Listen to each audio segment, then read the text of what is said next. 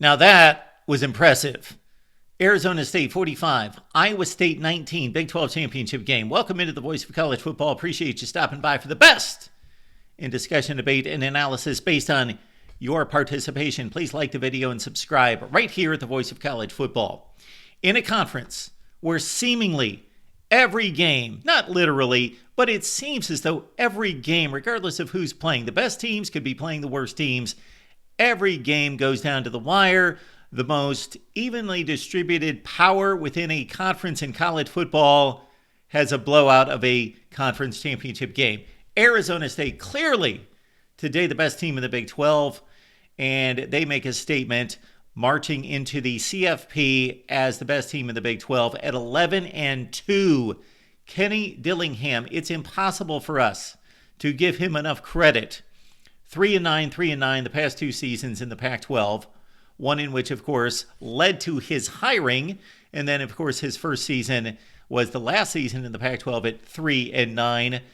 Entered the Big 12. No one expected anything close to this. No one expected anything out of Arizona State as they were picked last by the Big 12 media. But, man, did they roll over Iowa State. Clearly the more dominant team. Not even close in this one. Cam Skattebo, one of the best backs in the nation.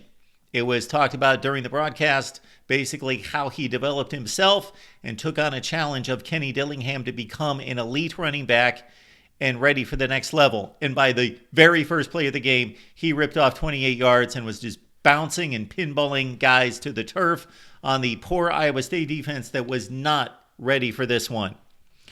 And again, this is remarkable considering the balance in this conference, and from week to week, the top half of the conference at least all seems to be able to beat one another on any given week. But Arizona State came ready and prepared and were physically dominant in this game. Arizona State came into the game number 24 in rushing offense in America, Iowa State number 96, and that certainly played out that way. And also consider the Arizona State passing attack was with a big liability going into this game. Jordan Tyson, a top-notch receiver with 75 receptions. The next highest receiving threat for the Arizona State team at wide receiver, Xavier Guillory with 17. Tyson out with 75 catches.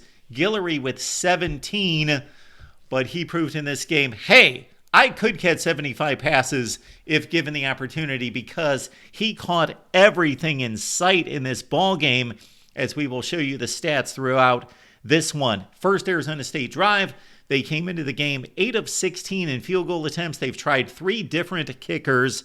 The kicker that went in the Big 12 championship game, a freshman, Karsten Kiefer, hit on his first field goal of his career in this game. He had missed one before, 32-yarder, 3-0 Arizona State. Clayton Smith bats down a pass from Rocco Becht. As it wore on throughout the game, this became a theme that Rocco Becht had difficulty throwing the ball beyond the line of scrimmage throughout the season, with 7 passes batted down, and certainly Arizona State showed it time and time again in this one. But the Oklahoma transfer Clayton Smith with a bat down in the first drive, though Carson Hansen got a ton of touches early in the game and was a receiver out of the backfield making big plays for Iowa State as they went up in this one 7-3. Cyclones 11 plays, 75 yards in this one, but Arizona State comes right back.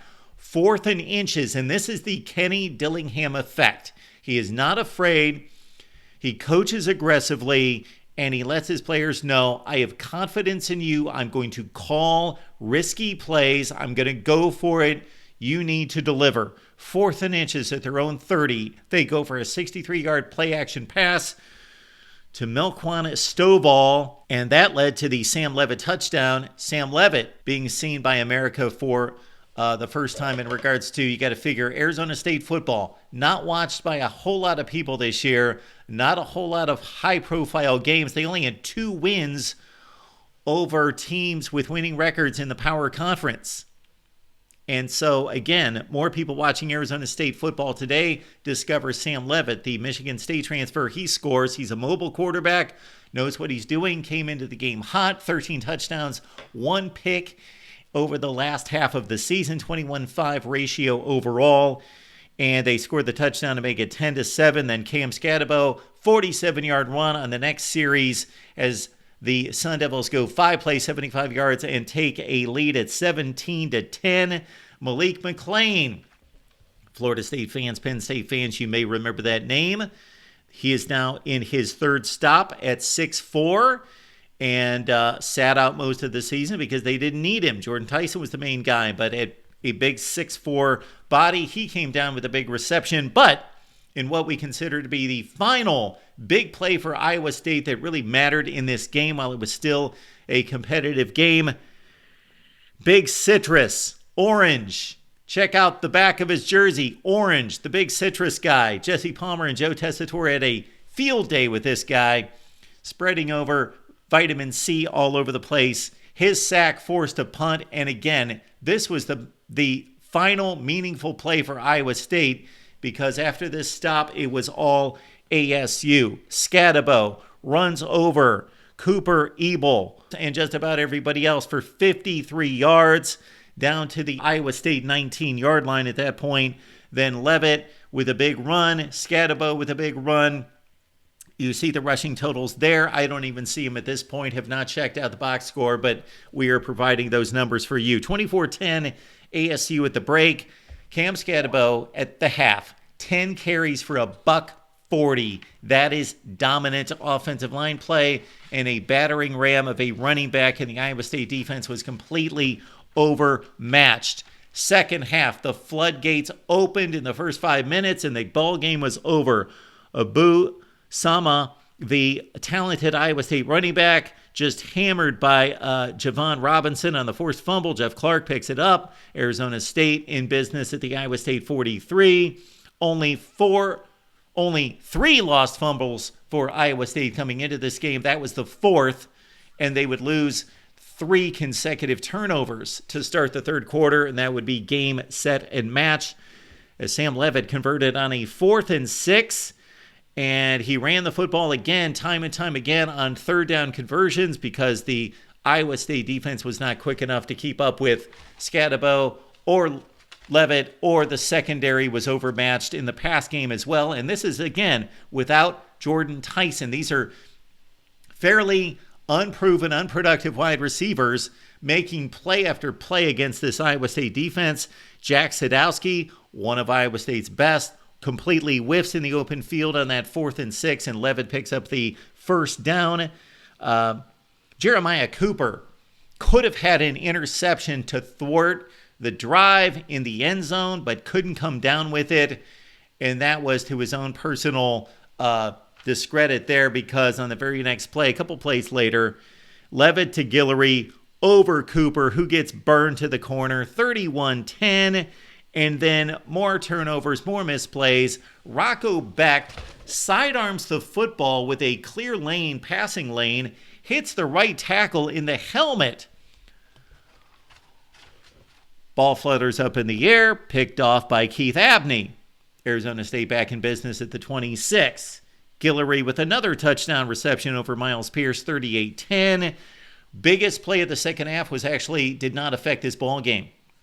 Shamari Simmons, one of Arizona State's stars on defense, one of the top tacklers at the safety position, slammed Rocco Becht. Actually, the previous series in my notes, he slams Sama for the forced fumble that creates another play that leads to 45-10.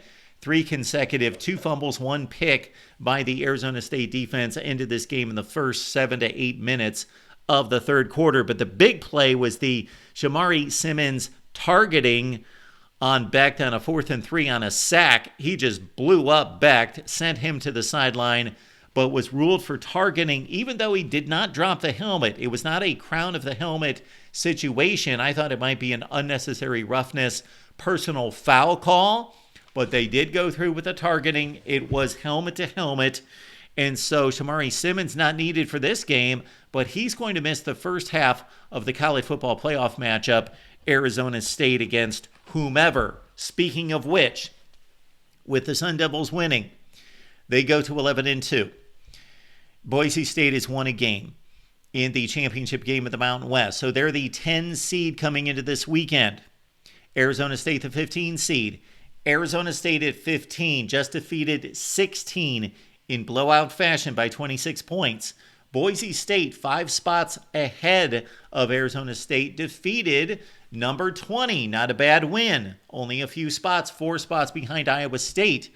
And Boise State maybe not quite as dominant, but they took an early lead and nursed it home 21-7. They were definitely not challenged much in the second half as well. Now we've got an SMU Clemson situation. So as we talked about all week here at the Voice of College Football, it will be fascinating to see how the committee weighs this out, because they can pretty much justify anything. You're dealing with SMU at number 8. Boise at number 10 with a conference championship game win over number 20. Number 15, Arizona State with a conference title game win over 16, Iowa State. Who gets the 2 bids? You can pretty much make the case for anyone.